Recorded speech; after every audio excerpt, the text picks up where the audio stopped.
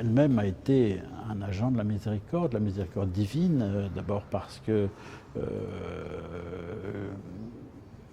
elle a eu à la fois une vie exemplaire, mais sûrement puisqu'elle était un être humain blessé, sa nature a été blessée par le péché originel, comme tout le monde, et elle se confessait régulièrement, très très souvent, très régulièrement, une fois par semaine.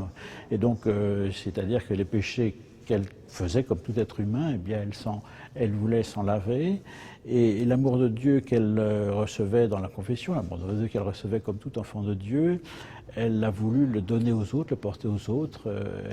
On sait qu'elle s'est beaucoup impliquée dans des œuvres de charité, à la fois pendant le court temps où elle a régné, et ensuite elle a été surtout une mère de famille, mais enfin, à la fin de sa vie, elle a encore une action de charité après la Seconde Guerre mondiale, quand elle était exilée aux États-Unis et au Canada, pour venir en aide à la population autrichienne qui était extrêmement démunie. Elle menait toute une action.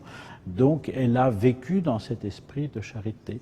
Mais cette première charité, je pense qu'elle l'a exercée aussi dans sa famille, mais la famille est le premier lieu de la société, le premier lieu de sociabilité.